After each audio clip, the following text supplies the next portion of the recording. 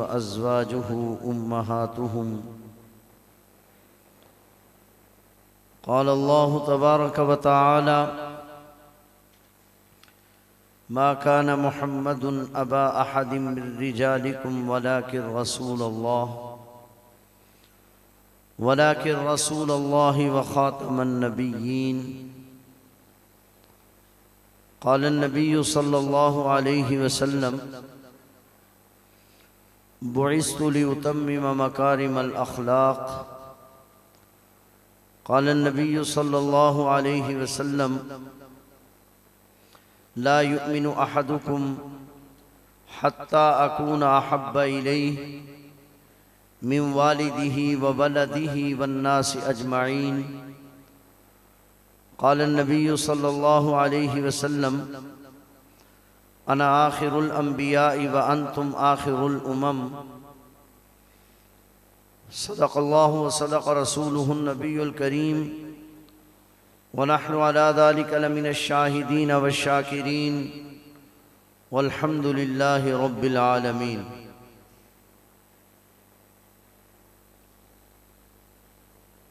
मेरी ज़िंदगी मेरी आबरू, मेरी ज़िंदगी मेरी आबरू ये आताए याद रसूल है। गर ये दर्द है तो करार जां, गर ये ज़ख्म है तो फूल है। तेरी खुल्द कैसी है तू बता, मेरी खुल्द तो कुए रसूल है। इस कायनात की तख्लीक का आका तू सबब है। इस्लाम का मफ़हूम तेरे दर का अदब है। तौहा से आयां तेरी सीरत का कसीदा, क़ुरआन में यासीन तेरा नाम व लक़ब है। वल फज्र का मतलब तेरे चेहरे की तिलावत, वल लैल तो आका तेरी जुल्फ़ों का लक़ब है। काबिल सब ताज़ीम व तकरीम मुअज़्ज़ज़ उलमाए किराम, मुअज़्ज़ज़ हाज़रीन मजलिस, मोहतरम मुअज़्ज़ज़ बुज़ुर्गों, दोस्तों, अज़ीज़ नौजवान साथियों, सुन रही हों तो काबिल क़दर माओं, बहनों, बेटियों, रबीउल अव्वल का महीना है। आम तौर पर इस मौका पर सीरत के हवाले से बात की जाती है। सीरत एक बड़ा तवील उन्वान है, इसके हज़ारों पहलू हैं। मैं क्योंकि नज़रियात की बात किया करता हूँ, इसलिए सीरत के हवाले से अहलुस सुन्नत वल जमात के जो अक़ाइद व नज़रियात हैं उन पर कुछ बात करना चाहूँगा। दुआ फरमाए अल्लाह जल्ला शानहू मुझे मकसद की बात कहने की तौफ़ीक़ अता फरमाए। मोहब्बत के साथ नमाज वाला दुरूद शरीफ इबादत की गरज से तिलावत फरमा लीजिए। अल्लाहुम्मा सल्लि अला मुहम्मद व अला आलि मुहम्मद कमा सल्लैता अला इब्राहीम व अला आलि इब्राहीम इन्नका हमीदुम मजीद।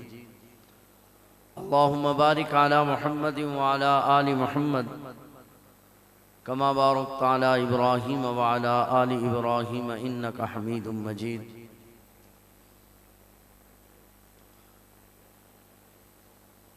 मुझे तकरीर का फ़न तो नहीं आता, मैंने तो सिर्फ कुछ मसाइल इस हवाले से अर्ज़ करने हैं।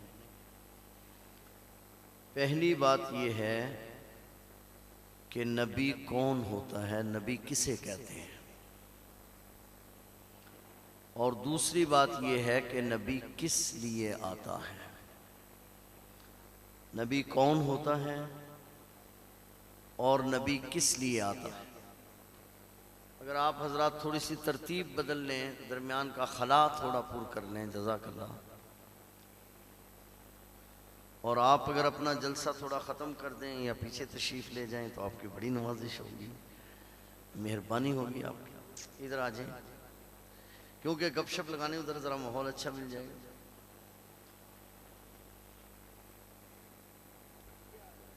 जज़ाकल्लाह जज़ाकल्लाह। अल्लाह ताला आप हजरात को जज़ाए खैर अता फरमाए। गर्मी भी है, इस वक्त तक आप तशरीफ़ फरमा हैं।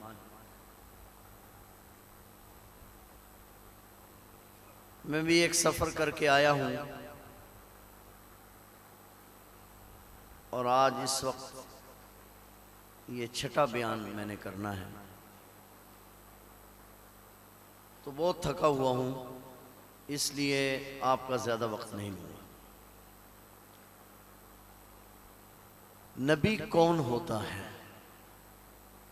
पहले भी आप में से अक्सर हजरात तो मुझे जानते हैं, मेरा मिजाज नहीं है आप हाथ उठाकर सुभान अल्लाह कहें, आप माशाअल्लाह कहें, आप नारा लगाएं, इनमें से किसी तकल्लुफ़ की ज़रूरत नहीं।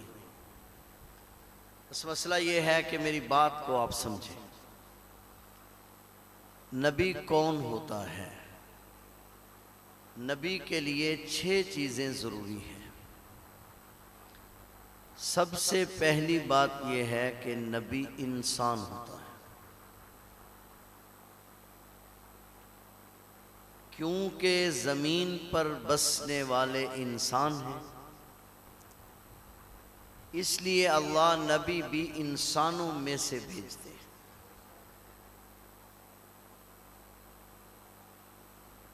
नंबर 2, नबी आता है इंसानियत के लिए नमूना बनकर। इंसान के लिए इंसान तो नमूना हो सकता है, इंसान के लिए फरिश्ता नमूना नहीं हो सकता। क्यों? देखें, नमूना जो मेरी ज़रूरियात है, मुझे उनमें नमूने की ज़रूरत है ना। मसलन मेरी ज़रूरत खाना है, तो मैं चाहता हूं कि शरीयत के मुताबिक खाऊं, तो शरीयत तो अल्लाह का नबी बतलाता है, लिहाजा मुझे शरीयत किस तरह खाने का हुक्म देती है वो मुझे नबी खाकर दिखलाएगा ना। जो फरिश्ता हो खाना खाता ही ना हो, उसको भूख का क्या पता कि भूख क्या होती है। मुझे कपड़े की जरूरत है,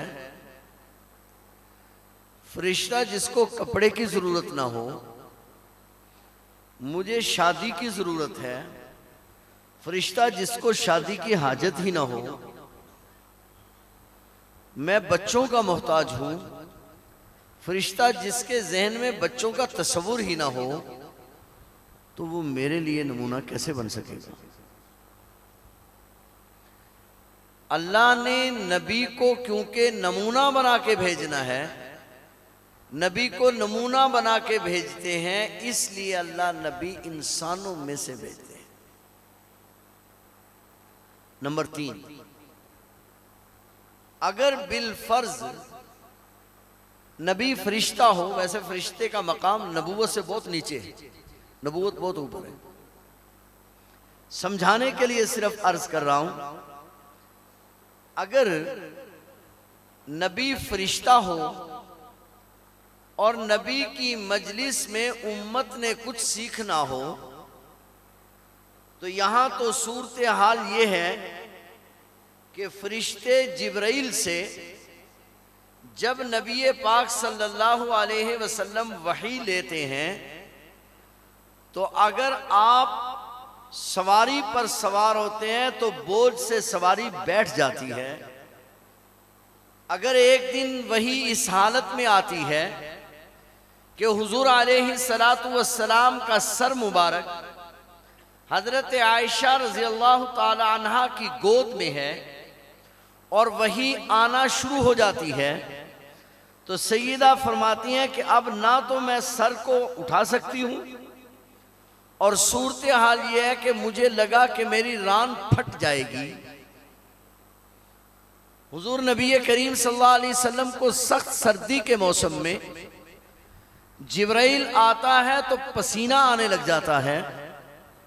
जब नबी जो जिब्राइल से हजारों गुना बुलंद है, जब नबी को कोई चीज जिब्राइल से लेनी पड़े जो बुलंद है, जब उसके लिए लेना इतना मुश्किल है, अगर हमें लेनी पड़ जाए जो जिब्राइल से नीचे है तो हमारे लिए कितना मुश्किल है।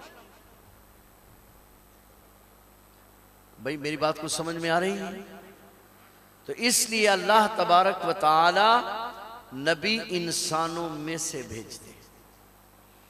लेकिन जब हम ये बात करते हैं, हमारे यहां बिलखुसूस हमारे बर्रे सगीर में मिजाज ये है कि जै लाई गली ओदे नाल चली, बस जिसने थोड़ी सी बात कर दी हम उसी के साथ चल पड़े कि फुला मौलवी ने आज तकरीर की और उसने कहा नबी इंसान होता है, एदा मतलब नबी साडे वर्गा होता है। इसका मतलब यह है कि नबी हम जैसा होता है। अब इससे बड़ा गुस्ताख कौन होगा जो अल्लाह के नबी को अपने जैसा कहे? तो बात को समझे, नबी को इंसान कहना और है और अपने जैसा कहना और है। याद रखना, हमारे नबी को अगर कोई ये कह दे कि हमारे आका व मौला हजरत मोहम्मदुर रसूलुल्लाह, सब कह दें मोहब्बत से, सल्लल्लाहु अलैहि वसल्लम मर्तबे और मकाम में नूह अलैहिस्सलाम के बराबर हैं, दाऊद अलैहिस्सलाम के बराबर हैं, यूसुफ अलैहिस्सलाम के बराबर हैं, दानियाल अलैहिस्सलाम के बराबर हैं, तो काफिर हो जाएगा। जब हम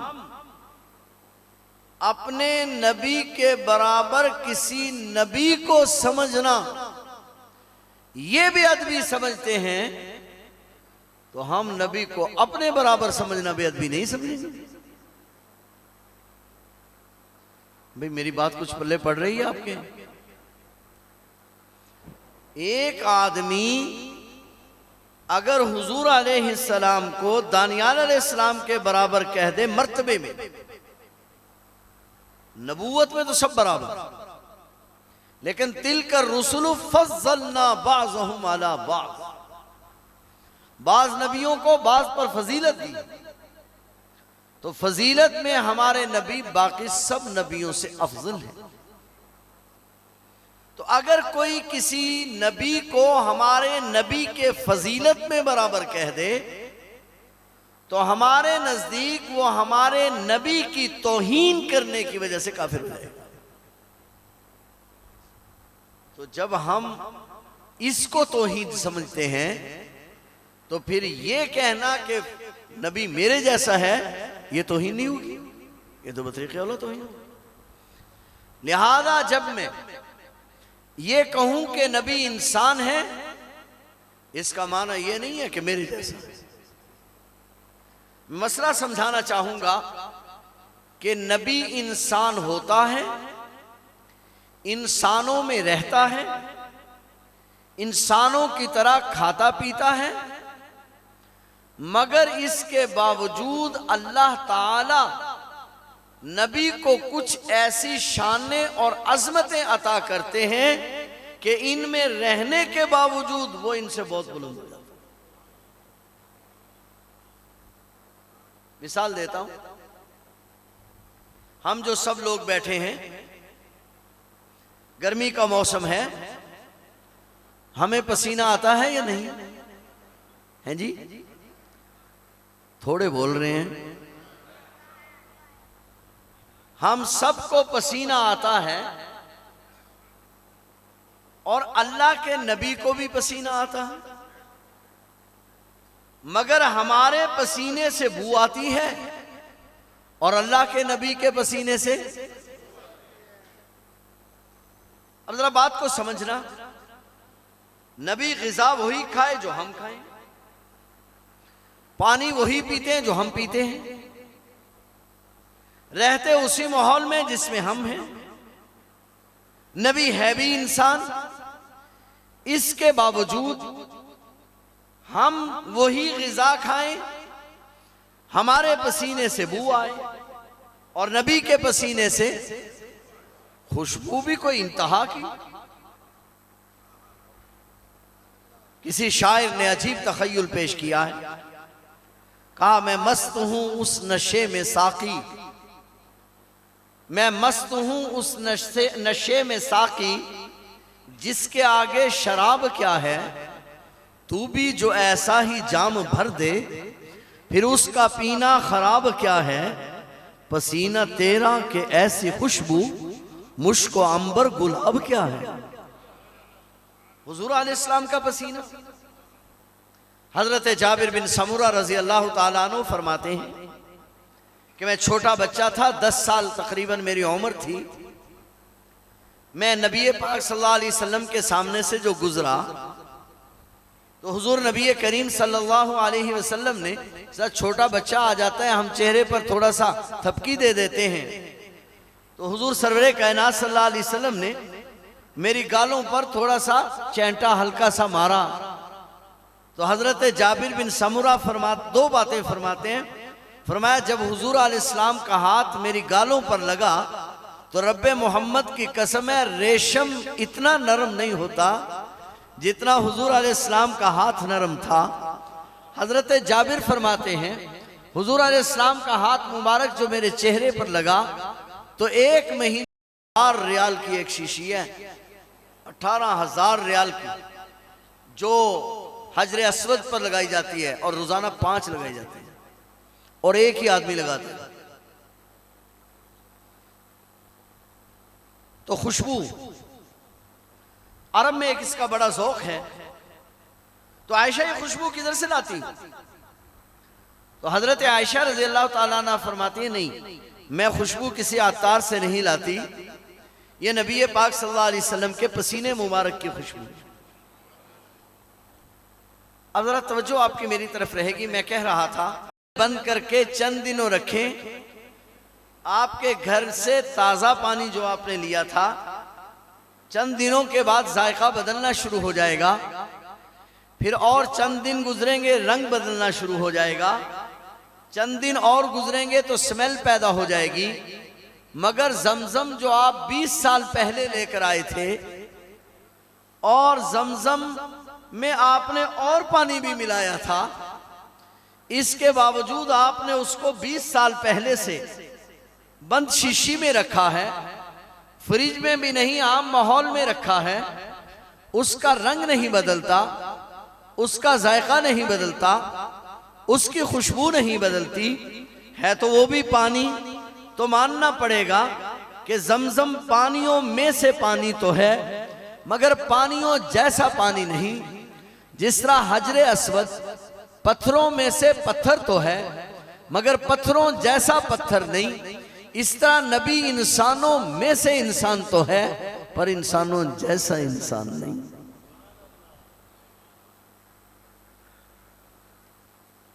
है तवज्जो आप?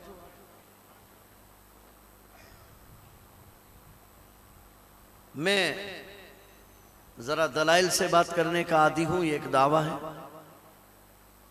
दुनिया में हर दावा दलाइल का मोहताज हुआ करता है। नबी इंसान है क्योंकि हम सब मां के पेट से पैदा हुए, नबी भी मां के पेट से पैदा होता है। मगर हर इंसान जो दुनिया में आता है तो 3 काम करने होते हैं। नंबर 1, मां का जो रहम है वो खून और पीप की जगह है। जब कोई बच्चा वहां से बाहर आता है तो उसके जिस्म पर खून और पीप लगा होगा, तो पहले उस बच्चे को नहलाना पड़ता है, साफ करना पड़ता है। नंबर 2, मां के पेट में जो ग़िज़ा है वो मुंह के जरिए नहीं नाफ के जरिए जाती है और मां के पेट से बेटे के पेट में एक नाली लगी होती है जिससे वो खून जाता है। ये जो हम कहते हैं कि औलाद वालिदैन के जिस्म का हिस्सा होती है, उस पर मुहक्किकीन ने जो दलील पेश की है वो ये पेश की है कि माँ के खून से, क्योंकि बच्चे की नशो नुमा होती है, लिहाजा वो खून जाने का जरिया नाफ है। दाया या डॉक्टर उसको काट कर उसमें गिरा लगा देती, तो दूसरा काम ये करना पड़ता है, और तीसरा काम बच्चे का खतना किया जाता है। मगर नबी, बहुत तवज्जो से बात सुनो, जाग रहे हैं आप? मेरी बात को समझ में आ रही? बोर तो नहीं हो रहे हैं आप? किसी सुर वाले मुकर्रर के बाद बेसुरे और बेगुरे मुकर्रर का बयान करना, यह मखमल में टाट का पैबंद लगाने के मुतरादिफ होता है। क्यों? तो देखिए, आपकी जो दाइया हैं वो इसको पेश करती है, कहती है कि मेरे दिल में ये ख्याल आया कि ये जो बच्चा पैदा होगा ना, इस बच्चे को मैं नहलाऊंगी पहले। ख्याल आने की वजह भी लिखी कि ख्याल आने की वजह यह थी कि अजीबो गरीब वाकयात घर में पेश आ रहे थे। मसलन सैयदा आमना के पास एक दिन एक खातून आई और उसने कहा, आमना तुम्हारा शोहर क्योंकि फौत हो गया है, कहीं ऐसा ना हो तुम्हारे पेट में जो बच्चा है उसको कोई नजर लग जाए, मैं तुम्हें लोहे की एक पतरी बनाकर ला देती हूं, तुम वो गले में डाल लेना ताकि तुम्हारा बच्चा हादसात से नजर से महफूज रहे। जमाना जाहिलियत है।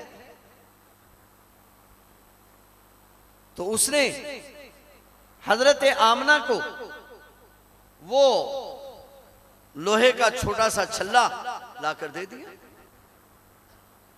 हजरत आमना फरमाती हैं, हमारे घर में क्योंकि इसका तस्वुर नहीं था, इसलिए उसको पहनने की तो मुझे जुर्रत ना हुई, मगर मैंने उस औरत का दिल रखने के लिए उसको ले लिया और अपने तकिए के नीचे रख लिया। सैयदा आमना फरमाती हैं कि जो ही मैंने अपना सर उस तकिए पे रखा तो सर तकिए पे रखते ही वो जो पतरी थी वो रेजा रेजा हो गई, रेत बन। क्योंकि हुजूर अलैहिस्सलाम तो बुत परस्ती को मिटाने आ रहे हैं। इसी तरह एक दिन हजरत अब्दुल मुत्तलिब, ख्वाजा अब्दुल मुत्तलिब तशरीफ लाए, आकर कहा, आमना तुम्हारे शौहर का इंतकाल हो गया है, जिस औरत का शौहर फौत हो जाए उसको खुशबू नहीं लगानी चाहिए, खुशबू ना लगाया। सैयदा आमना ने कहा, अब्बाजान मैंने तो कभी खुशबू नहीं लगाई। तो ख्वाजा अब्दुल मुत्तलिब ने फरमाया, आमना मैं तो जब भी तुम्हारे पास से गुजरता हूं मुझे मुश्को अंबर की खुशबू आती है।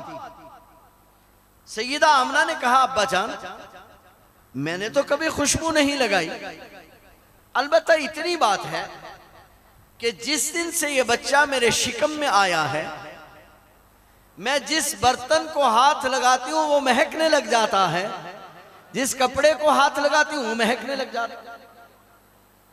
मुझे एक और अजीब वाक़या याद आया। नबी करीम सल्लल्लाहु अलैहि वसल्लम ने एक दिन खुद अपना तारुफ कराया। जाग रहे हैं आप? हुजूर अलैहिस्सलातु वस्सलाम ने खुद अपना तारुफ कराया। आप अलैहिस्सलातु वस्सलाम ने फरमाया, मैं आतिकाओं और फातिमाओं की औलाद हूं।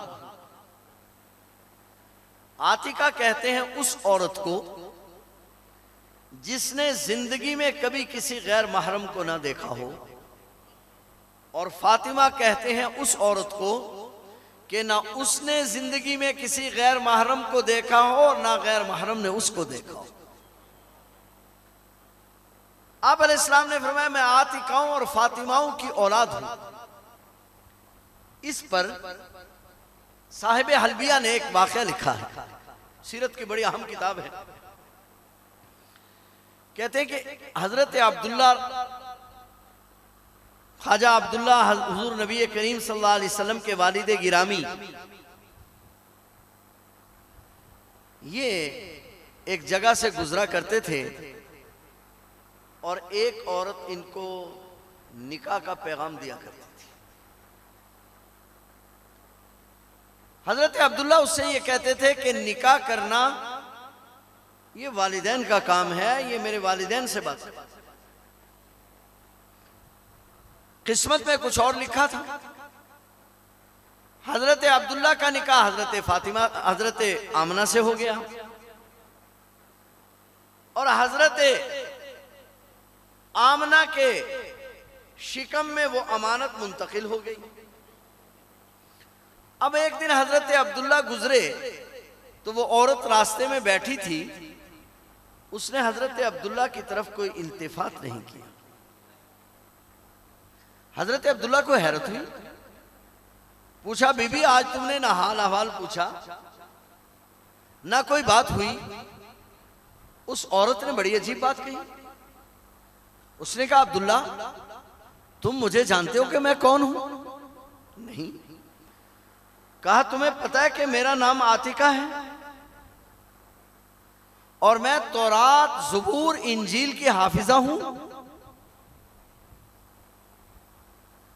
और मैं इस शहर में हिजरत करके इसलिए आई हूं ताकि आखिरुज़्ज़मा पैगंबर की मां बन जाऊं। तुम्हारी पेशानी में जो नेमत थी वो मुंतकिल हो चुकी, मुझे तुमसे कोई इल्तिफात नहीं। वो नेमत मुंतकिल हो गई, लिहाजा मुझे तुमसे कोई इल्तिफात नहीं। तवज्जो है आपकी? अजीब और गरीब वाकयात पेश आ रहे थे। मैं बात ये कर रहा हूं, हुजूर अलैहिस्सलाम की जब पैदाइश हो गई तो हजरत ख्वाजा अब्दुल मुत्तलिब हुजूर अलैहिस्सलाम को ले गए, तवाफ कराया। तवाफ करा के जो वापस आए तो सैयदा आमना से कहा, आमना बेटी बच्चे का नाम रखने में जल्दी ना करना, मेरा बच्चा सरदार है, सरदारों वाला नाम रखेंगे। तो सैयदा आमना ने कहा अब्बा जान नाम तो बड़े ही रखा करते हैं, नाम आप ही रखना, मगर एक बात मैं अर्ज कर दूं कि जिस दिन से ये बच्चा मेरे पेट में आया है, मैं जिस दरख्त या पत्थर के पास से गुजरती हूं वो मुझे उम्मे मोहम्मद कह के सलाम करते हैं। मसला ये है। तो मैं क्या कह रहा हूं कि अजीब व गरीब वाकयात पेश आ रहे हैं। तो आपकी दाइया कहती हैं कि मेरे दिल में ये ख्याल आया कि बच्चा जो पैदा होगा तो मैं इसको सबसे पहले उठाऊंगी और मैं नहलाऊंगी। तो मैं हुजूर अलैहिस्सलाम की पैदाइश के वक्त में मैं हुजूर अलैहिस्सलाम के घर थी। एक मंजर तो मैंने ये देखा कि रात का वक़्त था, रात की तन्हाई थी। मैं जो बाहर सहन में आई तो मैंने देखा कि सारे आसमान के सितारे हमारे घर के सहन के ऊपर हैं।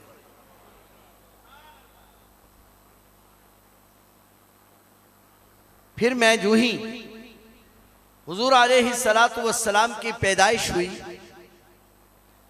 तो सैयदा कहती हैं कि मैं जो ही आगे बढ़ी मैंने देखा कि हुजूर अलैहिस्सलाम ने दुनिया में आते ही सबसे पहले अपना सर सजदे में रख दिया।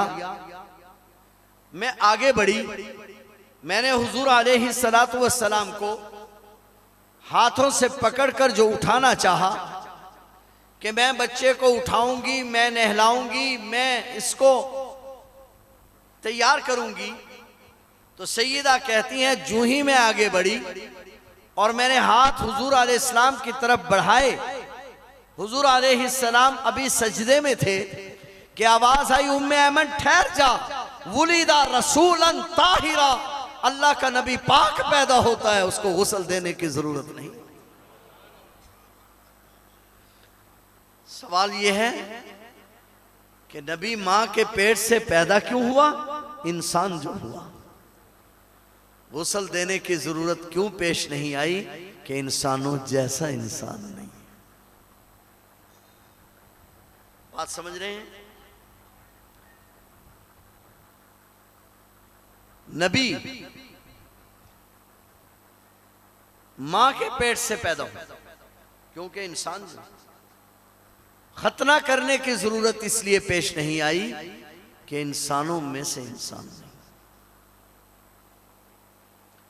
नबी को नींद भी आती जिस तरह मुझे और आपको नींद आती, मगर हमें नींद आने से वुजू टूट जाता है और नबी को नींद आए। हैं जी? सारे बोलो ना। नबी को नींद आए तो वुजू क्यों? पूरी तवज्जो। हमारी जब आंख सोती है तो दिल भी गाफिल हो जाता है, मगर नबी के दिल पे कभी गफलत नहीं आती। नबी की आंख सोती है और नबी का दिल जागता है, इसलिए सोते हुए भी नबी के दिल पे वही उतरती है। तो नबी इंसानों में से इंसान होता है। पूरी तवज्जो मेरी तरफ रहे ताकि हम सफर आगे करें। नबी इंसानों में से इंसान होता है, मगर इंसानों जैसा इंसान। और एक बात मैं पहले भी अक्सर अर्ज करता रहता हूं, नबी पर मौत भी आती, मगर नबी की पैदाइश जिस तरह हम जैसी नहीं, नबी की मौत भी हम जैसी नहीं।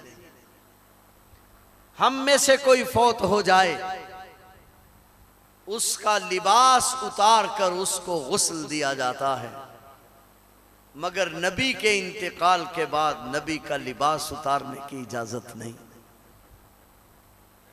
नबी की हर चीज पे रब के पहरे। मुझे दो अजीब वाकयात याद आए। सैयदा हलीमा कहती है कि मैंने नबी पाक सल्लल्लाहु अलैहि वसल्लम को एक दिन एक दरख्त के नीचे लिटाया, ऊपर आपके एक पतला सा कपड़ा डाला और खुद किसी काम में मशगूल हो। मैं अपने काम में मसरूफ थी कि अचानक आंधी आ गई, हवा चल पड़ी बहुत तेज। और आप में से कभी किसी को इत्तेफाक हुआ हो तो अरब की हवा। मुझे एक मर्तबा गारे हिरा में हम तकरीबन आधा सफर कर लिया तो हवा चल, अल्लाह अकबर, इस कदर तेज हवा। हमें उस दिन पता चला कि पहाड़ों की हवा क्या होती है। अल्लाह। तो सैयदा हलीमा कहती हैं कि हवा चल पड़ी, तो मेरे दिल में ख्याल आया कि हुजूर सल्लल्लाहु अलैहि वसल्लम पर जो कपड़ा डाला था वो तो उड़ गया होगा। सैयदा फरमाती हैं कि मैं दौड़ती हुई जो पहुंची तो मैंने देखा बाकी सब कपड़े, सब बर्तन वो तो बिखर गए, मगर हुजूर नबी पाक सल्लल्लाहु अलैहि वसल्लम पर जो कपड़ा डाला था वो बिल्कुल नहीं हिला। बैतुल्लाह की तामीर हो रही है। हुजूर सल्लल्लाहु अलैहि वसल्लम की उम्र के जो नौजवान हैं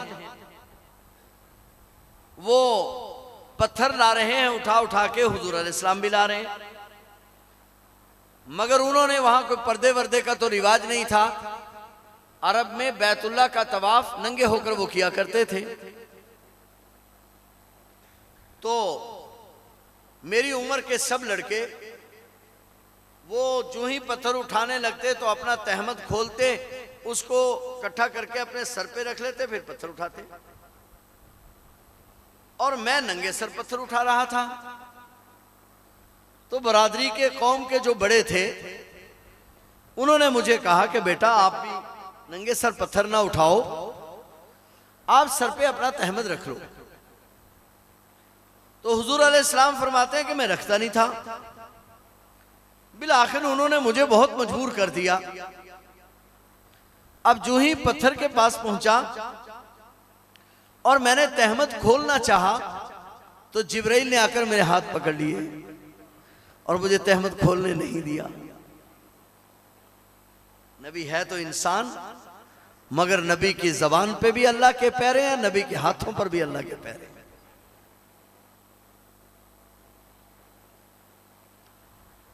तो नबी पर मौत भी आती है। थक तो नहीं है, बात खत्म कर दें, जाग रहे हैं आप? कुछ चोल शोल भी है कि नहीं? हाँ जी, अच्छा अच्छा बतला रहे हैं कि चावल शावल भी हैं।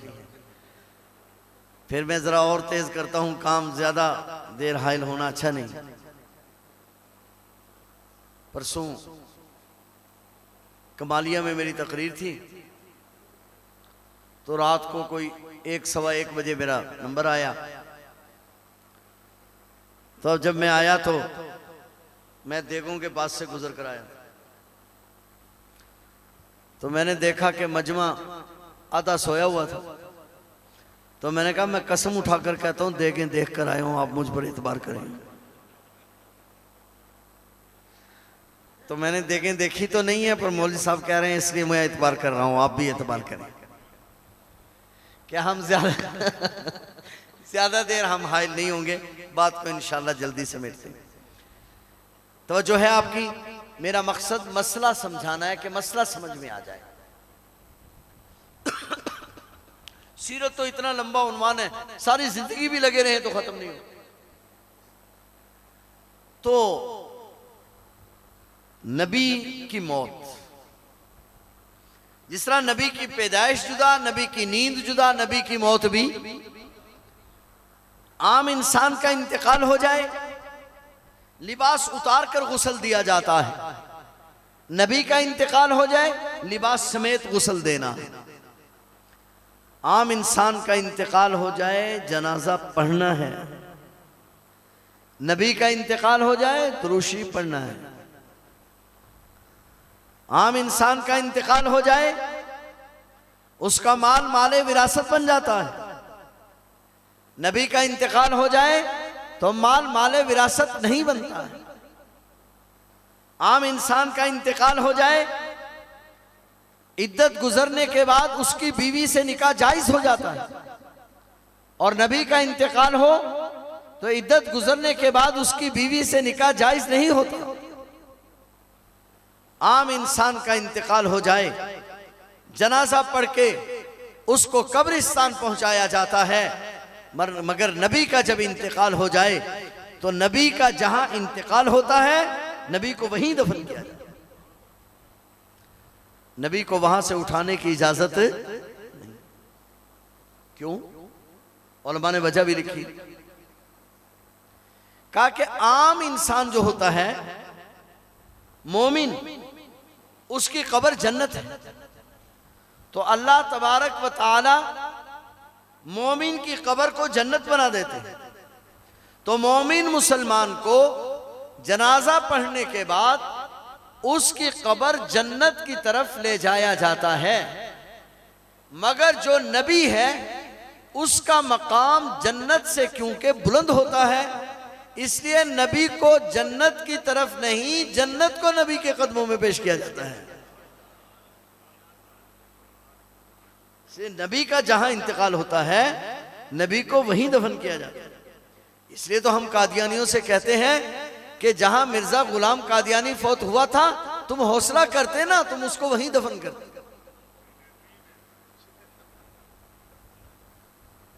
भाई दावा जो इतना बड़ा किया, दावा नबी की शान का करता ना वो कभी, गुड़ की जगह खाक चरता ना वो कभी, सादिक जरा भी होता अगर वो बदजुबां, तो गंद में लथड़ के मरता ना हो कभी।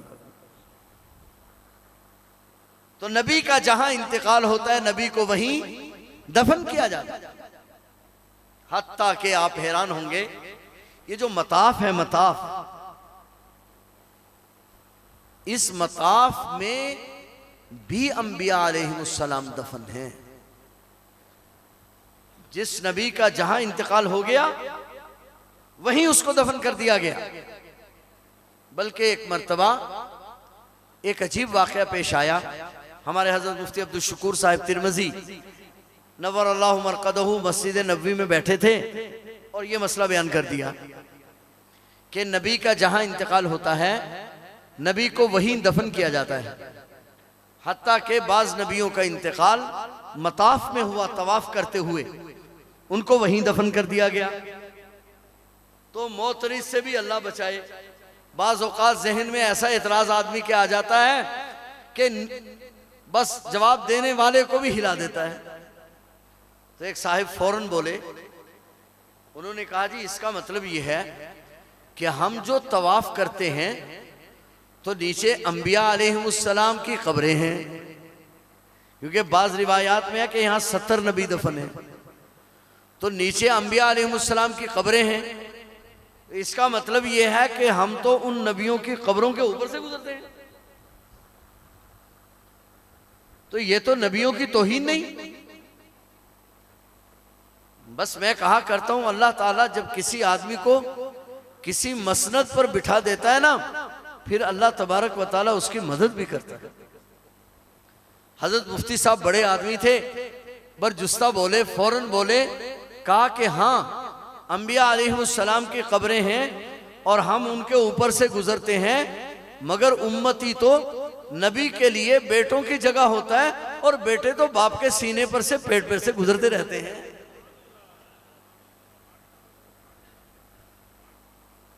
बात समझ में आई है नहीं समझ? औलाद तो बाप के पेट पर गुजरती रहती है, सीने पर गुजरती रहती है। तो नबी का जहां इंतकाल होता है, नबी को वहीं दफन किया जाता है। तो आज की गुफ्तगू का हासिल यह है कि मैं ये बात समझाना चाह रहा हूं कि नबी कौन होता है। बोलिए जरा। नबी इंसान होता है, मगर इंसानों जैसा इंसान नहीं, बहुत बुलंद होता है। अल्लाह ने सारे नबी ही इंसान बनाए और सारे नबी ही इंसानों से जुदा है, मगर हमारे आका व मौला हजरत मोहम्मदुर रसूलुल्लाह सल्लल्लाहु अलैहि वसल्लम में बाज खुसूसियात ऐसी हैं कि आप उन नबियों से भी जुदा हैं। इंसानियत से तो आप मुमताज हैं ही, इंसानियत में तो आप बुलंद हैं ही, आप उन नबियों में भी जुदा हैं। बस वो चंद खुसूसियात चंद मिनटों में आपके सामने रखना चाहूंगा और फिर अपनी बात को एक मोड़ पर ले जाकर खत्म करूंगा। हुजूर अलैहिस्सलाम की खुसूसियात 3 किस्म की। एक वो खुसूसियात जो दुनियावी जिंदगी की, एक वो खुसूसियात जो बरज़खी जिंदगी की, एक वो खुसूसियात जो आखिरी जिंदगी की। एक खुसूसियत, जो खुसूसियत जिस खुसूसियत की वजह से आप बाकी नबियों से भी मुमताज। अल्लाह तबारक व तआला ने तमाम अंबिया अलैहिमुस्सलाम को मेराज कराई,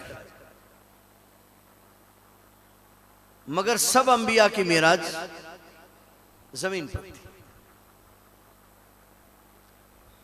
क्योंकि उनकी नबूवत भी जमीन पर थी। और हमारे नबी की मेराज वो कहां हुई जी? हमारे नबी की मेराज आसमानों पर हुई। एक वजह तो इसकी यह है कि उन नबियों की नबूवत क्योंकि सिर्फ जमीन पर थी, लिहाजा उनकी मेराज भी जमीन पर थी। हमारे नबी की नबूवत क्योंकि जमीन के साथ आसमान पर भी थी, इसलिए हमारे नबी की मेराज जमीन के साथ आसमान पर भी थी। मगर पूरी तवज्जो, मेराज हमारे नबी का एक मौजज़ा है, और मौजज़ा उसको कहते हैं जिसकी मिसल कोई ना ला सके। तो इस उम्मत ने तरक्की करनी है, याद रखना। इस उम्मत के लोग तरक्की करते करते पहले आसमान तक पहुंच जाएंगे। जिस दिन उम्मत के लोग पहले आसमान को ऊपर चढ़कर देख लेंगे, उस दिन क़यामत आएगी। हमारे नबी को अब अल्लाह ने मेराज करानी थी, और मेराज मौजज़ा उसको कहते हैं जिसकी मिसल कोई ना ला सके। अब अगर हमारे नबी आसमानों तक जाकर वापस आ जाते तो फिर ये मौजज़ा ना रहता। तो ये जो जहान है जमीन से लेकर पहले आसमान तक, इसको आलमे नासूत कहते हैं। क्या कहते हैं जी? कोई लफ्ज भी पका लो है, इसको आलमे नासूत कहते हैं। फिर पहले आसमान से सिदरतुल मुंतहा तक उसको आलमे मलाकूत कहते हैं, फरिश्तों का जहां। क्या कहते हैं? आलमे मलाकूत। फिर आलमे मलाकूत से ऊपर है आलमे लाहूत। हुजूर अलैहिस्सलातु वस्सलाम जमीन से चले, आलमे नासूत से चले, आलमे मलाकूत में पहुंच गए। फिर आलमे मलाकूत में जिब्राइल नीचे रह गए, हुजूर आलमे मलाकूत से भी ऊपर चले गए।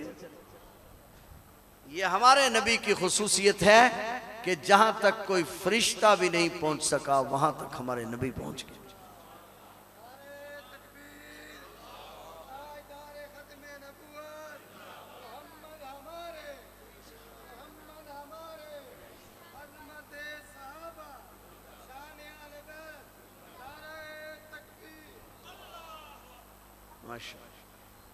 बात समझ में आ रही है?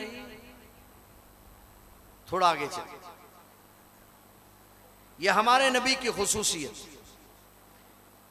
ये दुनिया की खुसूसियत है। आलमे बरज़ख। आलमे बरज़ख किसको कहते हैं? वफात से लेकर क़यामत तक के ज़माने में ये बरज़ख का जान है। बरज़ख कहते हैं गैर महसूस पर्दे को। हमारे और मरने वालों के दरमियान पर्दा है, इला यौम युबासून, क़यामत के दिन। तो वहां भी आपकी खुसूसियत। उलमा ने लिखा है कि पहली उम्मतों में किसी नबी की उम्मत को यह एजाज हासिल नहीं, तेरा रब कौन है, तेरा दीन क्या है। इस उम्मत की खुसूसियत यह है, तेरा रब कौन है, तेरा दीन क्या है। वमन नबियों को, तेरा नबी कौन है। तो यह खुसूसियत आपके आलमे बरज़ख में है। और बाज़ रिवायात में आता है कि दरमियान से पर्दे हटा दिए जाते हैं, बस ये आदमी खुद बराह रास्त रसूलुल्लाह सल्लल्लाहु अलैहि वसल्लम को देखता है। तो उस जहान में भी आप खास हैं। और उससे आगे आखिरत का जहान है। आखिरत के जहान में भी आप आम इंसानों से नहीं, नबियों से भी मुमताज। बस ये आखिरी बात है। हुजूर नबी करीम सल्लल्लाहु अलैहि वसल्लम फरमाते हैं, क़यामत के दिन मेरी कब्र सबसे पहले खुलेगी और मैं अपनी कब्र से सबसे पहले उठूं। मगर उलमा ने लिखा है कि नबी का उठना और आम इंसानों का उठना, इसमें फर्क होगा। आम इंसान मरने के बाद मट्टी हो जाती है, लिहाजा आम इंसान जो क़यामत में उठेंगे तो उनके जिस्म पर यह जिस्म का लफाफा चढ़ाया जाएगा, क्योंकि रीढ़ की हड्डी बाकी रह जाती है, बाकी जिस्म खत्म हो जाता है। तो उनका जिस्म बनाया जाएगा। मगर नबी को जिस तरह दफन किया जाता है, नबी का जिस्म क़यामत की सुबह तक उसी तरह तरोताजा है। तमाम अहलुस सुन्नत वल जमात का अकीदा है अल आन कमा वुज़िया, कि नबी जिस तरह दफन किया जाता है उसी तरह रहता है। इन्नल्लाह हर्रम अलल अर्ज़ि अन तक़ुल अजसादल अंबिया, अल्लाह ने जमीन पर यह बात हराम कर दी है कि वो नबियों के जिस्मों को खाए। फनबियुल्लाहि हय्युन, बस इसलिए कि अल्लाह का नबी जिंदा हो।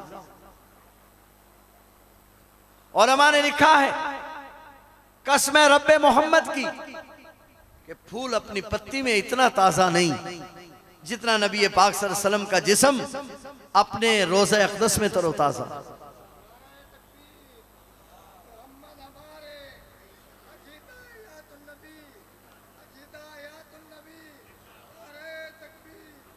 अब नबी जो उठेगा तो नबी का उठना हमारी तरह उठना नहीं होगा, बल्कि नबी इस तरह उठेगा जिस तरह कोई आदमी आम अपने बिस्तर पर लेटा हुआ हो और उठ के बैठ जाए, तो नबी इस तरह उठकर बैठ जाए। ये सब नबियों की खुसूसियत होगी। मगर हमारे नबी हुजूर अलैहिस्सलातु वस्सलाम ने फरमाया, सबसे पहले मेरी कब्र खोली जाएगी और मुझे कब्र से उठाने के लिए 70,000 फरिश्ते आएंगे। ये प्रोटोकॉल दिया जाएगा। तो ये सिर्फ हुजूर अलैहिस्सलातु वस्सलाम की खुसूसियत। फिर फरमाया, मैं मैदान महशर में पहुंचूं, मैदान महशर में मैं अंबिया अलैहिस्सलाम को देखूंगा। कोई नबी ऐसा आएगा कि उसके साथ एक उम्मती हो, कोई नबी ऐसा आएगा जिसके साथ 2 उम्मती हो, कोई नबी ऐसा आएगा जिसके साथ 3 उम्मती हो। फिर एक बड़ा लश्कर आएगा, मैं समझूंगा ये मेरी उम्मत है। मुझे बतलाया जाएगा नहीं यह आपकी उम्मत नहीं, ये मूसा अलैहिस्सलाम की उम्मत है। फरमाते हैं फिर एक और बड़ा लश्कर आएगा, मैं जो ऊपर नजर करूंगा तो ऐसे महसूस होगा जैसे आसमान के एक किनारे से दूसरे किनारे तक लोग ही लोग हैं। मुझे बतलाया जाएगा ये आपकी उम्मत है। तो आप अलैहिस्सलाम की दूसरी खुसूसियत यह है कि आपकी उम्मत सबसे ज्यादा होगी। तीसरी खुसूसियत, हुजूर अलैहिस्सलातु वस्सलाम ने फरमाया, हर नबी की उम्मत के लिए एक झंडा होगा, हर नबी की उम्मत नबी के उस झंडे के नीचे हो। हर नबी के पास एक झंडा हो, हर नबी की उम्मत अपने नबी के झंडे के नीचे हो। और फरमाया, मेरे पास भी एक झंडा होगा, लिवाउल हम्द। सारे नबी उनके झंडे होंगे और उन नबियों की उम्मतें अपने अपने नबियों के झंडों के नीचे होंगी, और उन उम्मतों के सारे नबी मेरे झंडे के नीचे होंगे। वो उम्मतें अपने अपने नबियों के झंडों के नीचे होंगी और वो नबी मेरे झंडे के नीचे होंगे। चौथी खुसूसियत, हुजूर नबी करीम सल्लल्लाहु अलैहि वसल्लम ने फरमाया, मेरी उम्मत को यह एजाज हासिल होगा कि अल्लाह ताला मेरी उम्मत में से 70,000 को बगैर हिसाब किताब के जन्नत में दाखिल फरमाएंगे। फिर जहन्नुम को लाया जाएगा, 70,000 लगामें होंगी जो जहन्नुम को डालकर घसीटा जा रहा हो। जहन्नुम मैदान महशर में पहुंचेगी, जहन्नुम से आग की लिपटें बाहर निकल रही हो। फिर जहन्नुम एक चीख मारेगी, वो चीख इतनी खतरनाक होगी कि आम इंसान तो आम इंसान, बाज नबियों पर अल्लाह का खौफ इस कदर तारी होगा कि ईसा अलैहिस्सलाम जैसे जलीलुल कदर पैगंबर घुटनों के बल जमीन पर आएंगे। इतना अजीब मंजर होगा। लोग परेशानी के आलम में आदम अलैहिस्सलाम के पास जाएंगे, आप अबुल बशर हैं, शफाअत कीजिए।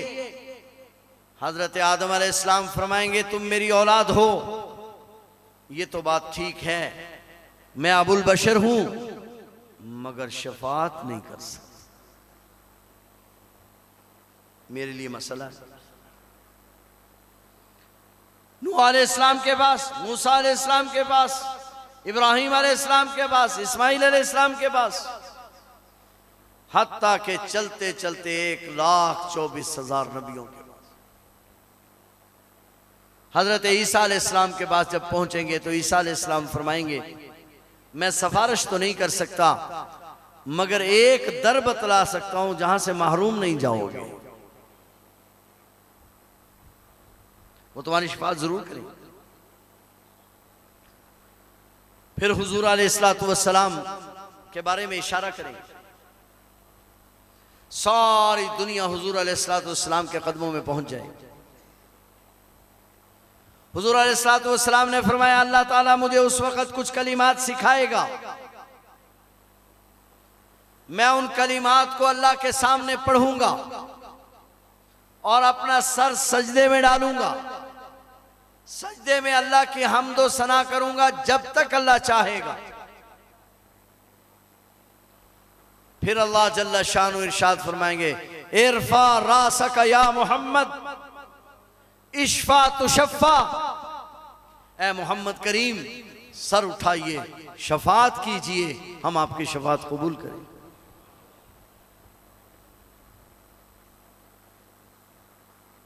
पूरी तवज्जो।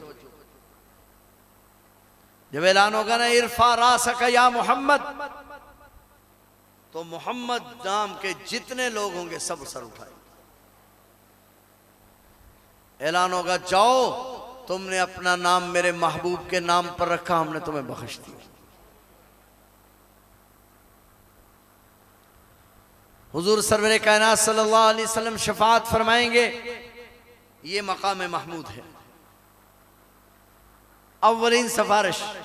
अब यहां एक सवाल है, सिफारिश जो हुजूर अलैहिस्सलाम ने करनी है, अल्लाह को भी पता है, हुजूर अलैहिस्सलाम को भी पता है, तो मैदान महशर में सब नबियों को भी पता है। फिर वो अंबिया अलैहिमुस्सलाम इन सब लोगों को हुजूर अलैहिस्सलाम के पास ही डायरेक्ट क्यों नहीं भेज देंगे, इतना चक्कर क्यों लगवाएंगे? बात समझ में आ रही है? जब शफात हुजूर अलैहिस्सलाम ने ही करनी है और आपसे पहले कोई शफात नहीं कर सकता, तो फिर हुजूर अलैहिस्सलाम डायरेक्ट ही कर लें और वो डायरेक्ट ही कह दें। तो मुहद्दिसीन लिखते हैं कि अगर एक आदमी काम अदालत में किसी दफ्तर में कोई काम जाए और पहला ही आदमी उसका काम कर दे, तो उसको कोई काम की अहमियत होगी?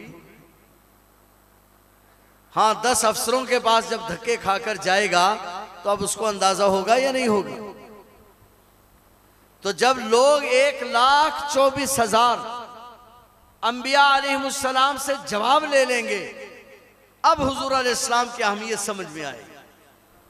अब ये हुजूर अलैहिस्सलाम के दर पे आएंगे और हुजूर अलैहिस्सलाम ने फरमाया, मैं शफाअत करूंगा और मैं ही अपनी उम्मत को लेकर सबसे पहले पुल सरात से गुजरूंगा।